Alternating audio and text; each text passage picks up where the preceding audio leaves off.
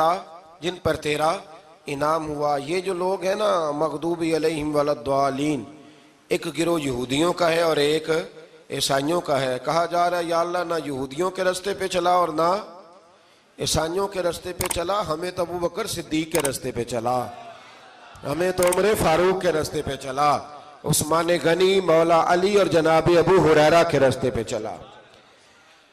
अब ये सूरह फातिहा का तो मैंने मुकम्मल तर्जुमा अर्ज किया। सूरह बकरा ये कुरान मजीद की सबसे बड़ी सूरह है। एक हदीस इसकी फजीलत पे सुन ले।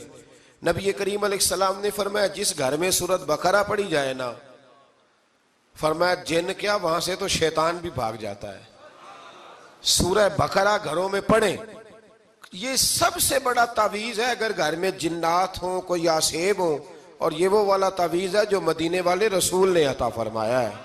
ये सबसे बड़ी सूरह है। मुफस्सिरीन फरमाते हैं अगर कोई इस्तदलाल की कुव्वत रखता हो तो एक 100 चीज का अल्लाह ने हुक्म दिया है।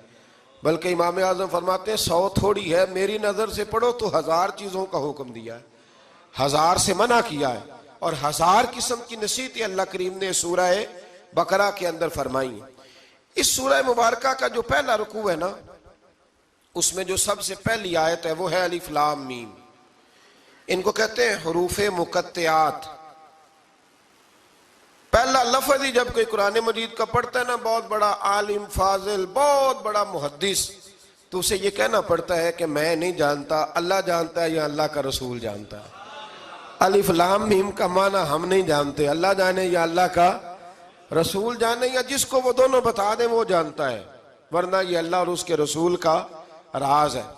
ये आगे इरशाद फरमाया ज़ालिकल किताबु ला रैब फीह, ये वो अजीम किताब है जिसमें शक की कोई गुंजाइश नहीं है। हुदल लिल मुत्तकीन, ये हिदायत है परहेजगारों के लिए। सवाल ये होता था कि या अल्लाह जो मुत्तकी परहेजगार हैं वो तो पहले ही हिदायत पे हैं, तो कुरान भी अगर उन्हें ही हिदायत देगा तो फिर जो गुनहगार हैं उनकी हिदायत कहाँ है। तो इस आया मुकद्दसा का माना मुफस्सिरीन ने यह बयान फरमाया कि मतलब इसका यह है कि कुरान हिदायत देता सबको है, लेकिन इससे हिदायत हासिल मुत्तकी लोग करते हैं।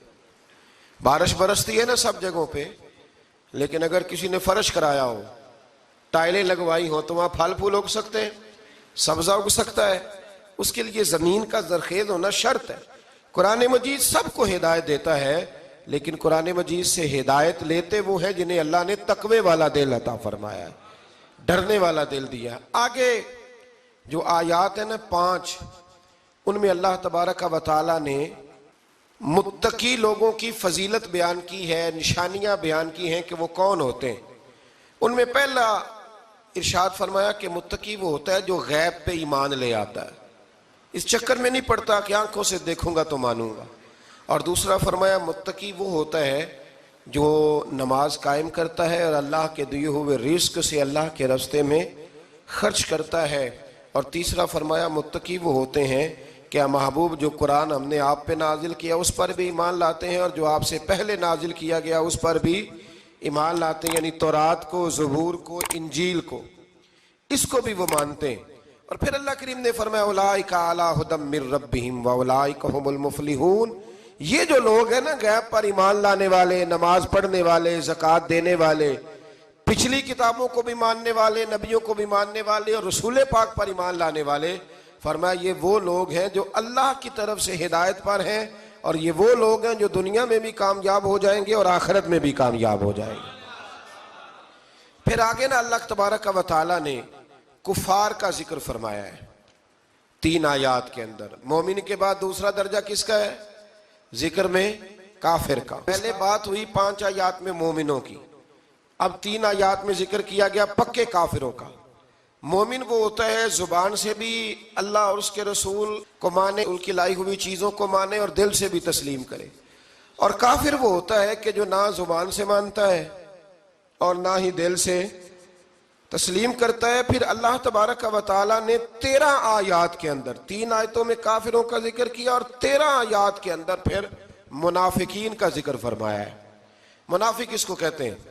मुनाफिक उसको कहते हैं जो जुबान से तो दावे ऊंचे ऊंचे करता है ईमान के, लेकिन उसके दिल में ईमान मौजूद नहीं होता। आप हैरान होंगे, यहीं पे बात को जरा गौर से समझें। कि मोमिनों का जिक्र 5 आयात में और कुफार का 3 आयात में, पक्के कुफार का, और मुनाफिकीन के लिए अल्लाह ने अगले ही रुकू में 13 आयात बयान फरमाई। 13। ये खतरनाक गिरोह है मुनाफिकीन का, ये खौफनाक लोग हैं, ये वो छुपी हुई बीमारी है कि जिसको पकड़ना थोड़ा मुश्किल है। कुछ बीमारियों को डॉक्टर कहते हैं ना, ये खामोश कातिल है, कत्ल कर देती है पर पता नहीं लगने देती। इसी तरह मुनाफिकीन का टोला है। कुरान मजीद कहता है इन मुनाफिकीन के बारे में, वमिनन नासी मन यक़ूलु आमन्ना बिल्लाहि व बिल यौमिल आखिरी व मा हुम बिमुमिनीन। ऐ महबूब, कुछ लोग कहते हैं हम अल्लाह और आखिरत पर ईमान लाए, लेकिन वो ईमान लाने वाले नहीं है। तो जब रब कहता है नहीं है, आज किसी को कह दिया जाए ना कि वो बंदा झूठा कलमा पढ़ता है, उसकी बातें नहीं बताती, तो कहते हो आप एक कलमा गो को बुरा कह रहे। तो यहां तो अल्लाह उनके कलमे का भी ऐलान फरमा रहा है और उनके निफाक का भी ऐलान 13 आयात में। और रब फरमाता है युखादिऊन अल्लाह वल्लज़ीना आमनू वमा यखदऊन इल्ला अनफुसहुम वमा यशउरून। फरमाया वो अल्लाह को धोखा देना चाहते हैं, मोमिनों को, हालांकि नहीं धोखा देते मगर अपनी ही जानों को, उन्हें शऊर ही नहीं। अल्लाह तबारक व तआला ने 13 आयात के अंदर, मक्का मुकरमा में मुनाफिक कोई नहीं था जब तक हुजूर ने हिजरत नहीं की थी। क्यों? इसलिए कि वहां जो कलमा पढ़ता था उसे मार खानी पड़ती थी। तो किसी को क्या मुसीबत पड़ी थी झूठा कलमा पढ़ के मार खाए।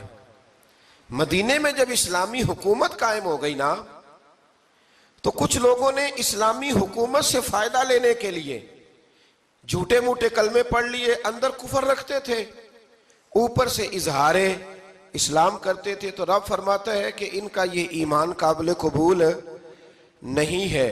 तो या अल्लाह फिर किसका ईमान काबिल कबूल है? तो अल्लाह करीम ने फरमाया वाइदा कीला लहुम आमिनू कमा आमन अन्नास, जब इनसे कहा जाता है ना उस तरह ईमान लाओ जिस तरह दूसरे लोग लाए, यानी अबू बकर सिद्दीक की तरह ईमान लाओ, उमर फारूक की तरह ईमान लाओ, उस्मान गनी की तरह, मौला अली की तरह, बिलाल हबशी की तरह। तो क्या जवाब देते हैं?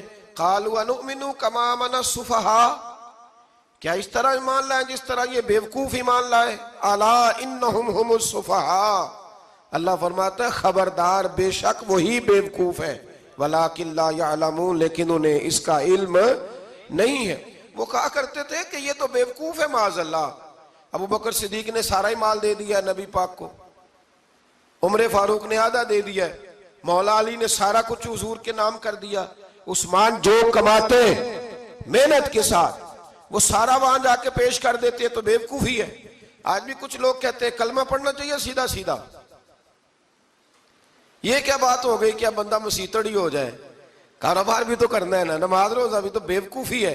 अल्लाह जवाब देता है, फरमाया आला इन्नहुम हुमुस सुफहा, खबरदार बेवकूफ तो तुम हो कि मेरे महबूब की शरीयत का, दीन का, रूहानियत का सूरज चमक रहा और तुमने फैज ही कोई नहीं हासिल किया।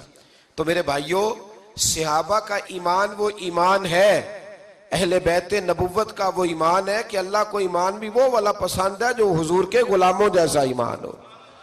अल्लाह तबारक व तआला ने मुनाफिकीन का जिक्र फरमाया, तो फिर अल्लाह करीम ने फरमाया ये तो वो बेवकूफ लोग हैं उस आदमी की तरह जो आग जब पूरी जला लेता है ना, रोशनी फैल जाती है, तो फिर अल्लाह उसका नूर ले जाता है। इन्होंने भी चलाकियां करके थोड़ा सा माहौल बनाया था, तो अल्लाह ने इनके सारे पर्दे खोल दिए, इनके पास कुछ बाकी बचा, इनके पर्दे खोल गए। रसूल करीम अलैहिस्सलाम की बारगाह में ना एक दिन इन मुनाफिकीन ने शरारत कर दी।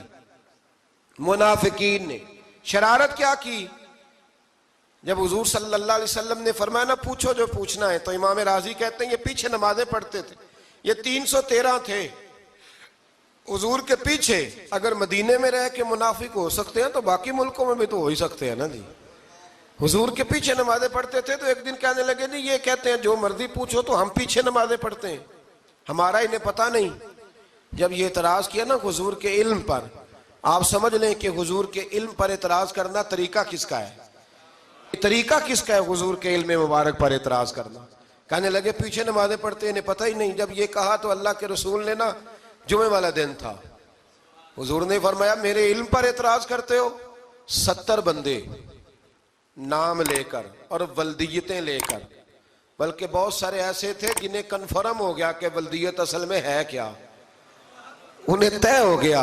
हुजूर के बेअदब के लिए ये तय करना भी मुश्किल होता है ना।